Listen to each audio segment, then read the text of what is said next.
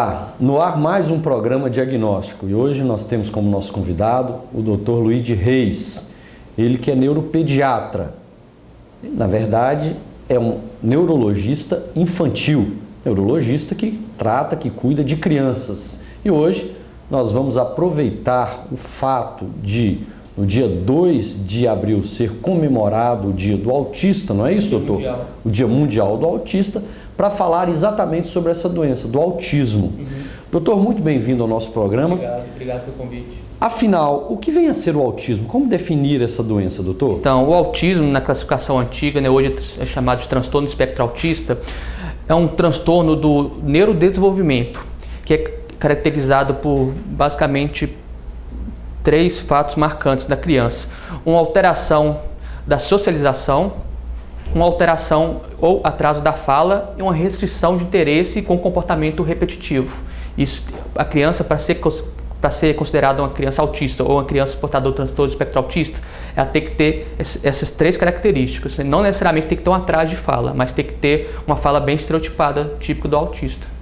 Então, quer dizer, o que leva os pais, ou mesmo aqueles que convivem com a criança, a suspeitarem dessa doença? Qual é o fator predominante? Não, essa criança... E, aliás, quando esses sintomas vêm à tona?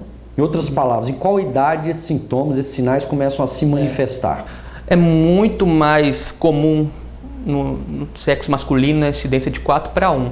O principal, acho que, fator determinante é o atraso da fala. Atraso da fala. Isso, atraso ou alteração da fala, mais ainda do que a alteração comportamental. Mas consegue ter, ou pelo menos suspeitar do diagnóstico até do período de 2, 3 meses de vida, quando a criança, a mãe dá o seio materno à criança, a criança não olha para o olho da mãe, ou uma criança é uma criança muito irritada, ou pelo contrário, é uma criança que é muito quieta também, que dorme o dia inteiro também. São algumas características da criança que já suspeita do transtorno do espectro autista. Agora, o senhor bem frisou, ela é muito mais comum no sexo masculino. Não significa dizer que no sexo feminino não aconteça, mas numa proporção de 4:1. Sim, é de 4:1, porém, quando é no sexo feminino, costuma ser de uma forma mais grave. Entendeu? É difícil você ver uma criança no sexo feminino com um transtorno de espectro autista leve.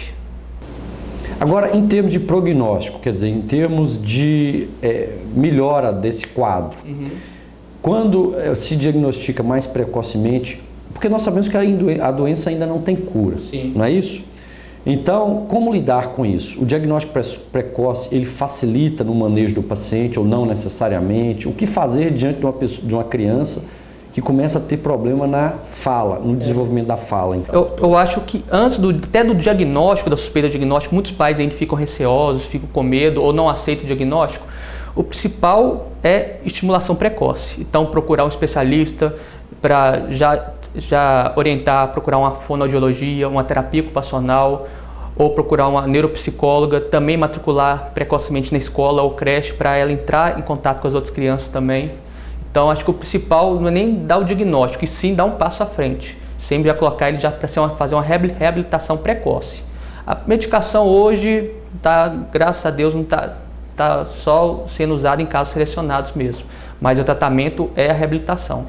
É colocar a criança reintegrando com a sociedade. Sim. Agora, quando nós pensamos nesse espectro autista, nós entendemos que deve haver alguns extremos, quer dizer, aquelas crianças que abrem o quadro com mais manifestações e aquelas crianças que têm manifestações em termos de sintomas e sinais mais tímidas, mais discretas. Sim. Como diferenciar um autismo mais leve daquele mais grave e qual é o manejo de cada um deles? Como conduzir cada um desses casos?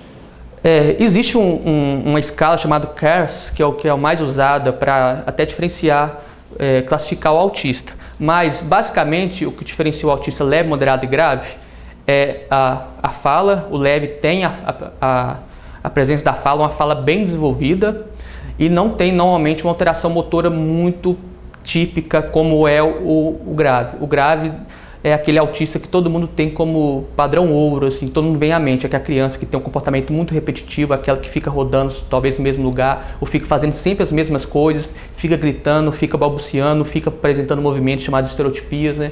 Esse é o grave. E o moderado é que fica entre eles. Mas o leve, uma das características do autista leve é que tem a inteligência normal e que tem pouco ou nenhum atraso de fala.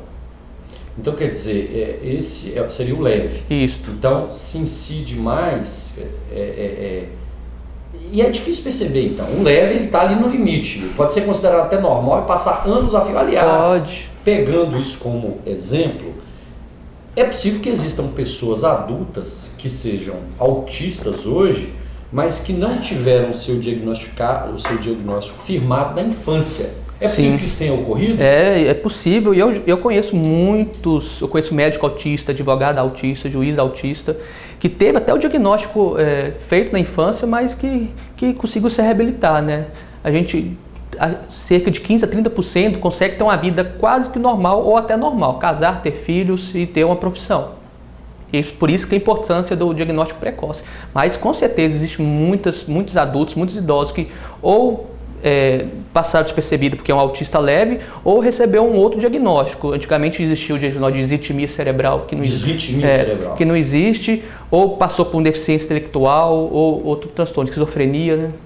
Então quer dizer, muitos foram subdiagnosticados ou não diagnosticados. Isso, porque antigamente poucas pessoas conheciam, né? Hoje está, graças a Deus, até o dia da conscientização, hoje todo mundo já está mais à tona do assunto.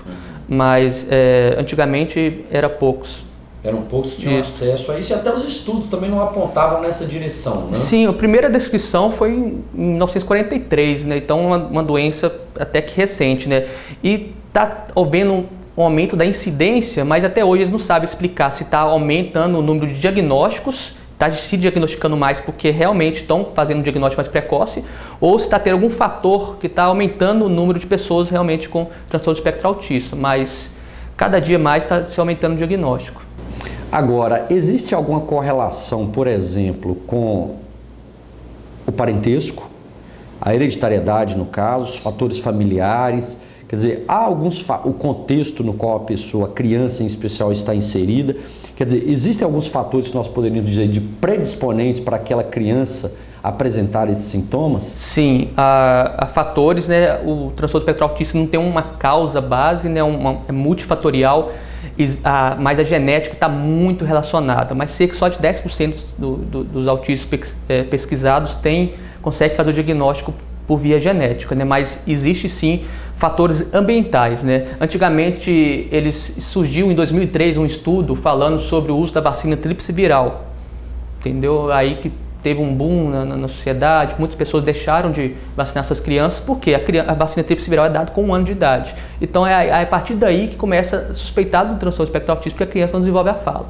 Mas isso aí já caiu por terra, já surgiu vários trabalhos mostrando que não tem nenhuma relação. Mas o que tem relação mesmo é tabaco, bebida alcoólica na gestação. Então, quer dizer, o fumo, né? Sim. Isso na gestação. Na gestação. Diabetes gestacional, né? Crescimento intrauterino retardado, né? O bebê PIG que fala, né? Pequeno para a idade gestacional, que seria aquela criança pequena que não se desenvolve bem no útero. Sim, sim. E prematuros. Esses aí são os fatores de riscos até ambientais. Agora, ou seja, parece que tudo leva a crer que a gente desemboca num certo grau de hipoxemia, quer dizer, talvez esses pacientes tenham um pouco, no ato da gravidez, ou talvez até do parto, sei lá, tenham tido um pouco de deficiência de oxigênio no cérebro. É isso ou não? Existe algum link, alguma ligação? Não necessariamente. Até hoje, a causa mesmo, a causa base do autismo está um pouco escura ainda, mas tem uma relação sim com a hipóxia. A hipóxia é um fator de risco para o transtorno do espectro autista. Normalmente essas crianças têm um transtorno do espectro autista de moderado a grave, mas está associado a outras coisas também. Também é associado à paralisia cerebral, que tem alguma alteração motora, ou também a epilepsia, entendeu? Mas tem alguma relação sim, mas a genética está muito relacionada também. Tanto é que gêmeos, quando ele é monozigóticos, né, a chance se um for autista, o outro ser é de 60%. Grande, sim. Grande. E dizigóticos são apenas de 10%. E quando você tem um irmão autista, a chance ou se tem um filho autista, a chance do próximo filho ter, apesar que é pequena, que a chance hoje a incidência de 1%, ela aumenta para 2%. De 2 a 8, mas o mais aceitável hoje é 2%. Então a genética ainda tem um fator aí. Agora, o fato de se predominar no sexo masculino também teria uma explicação? Sim, os cromossomos mais comuns do autista é o 2, 7, 15 e o X. Como o homem só tem um cromossomo X, não tem o outro, então isso predispõe a manifestar mais autismo, né? A causa genética mais conhecida do autismo é a síndrome do X frágil, que é quase que exclusivamente de homens. Síndrome do X frágil, que vem a ser isso?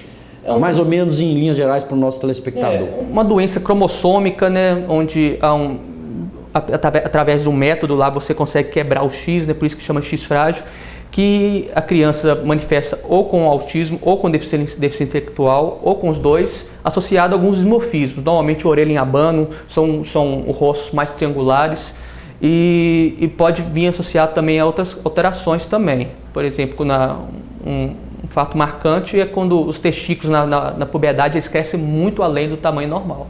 Mas é uma doença genética, sim. Uma doença genética. Muito bem, nós temos conversado aqui com o Dr. Luigi Reis, ele que é neuropediatra, e temos falado hoje sobre o autismo. Faremos agora um rápido intervalo e já retornaremos ainda conversando com o Dr. Luigi. Portanto, continue conosco.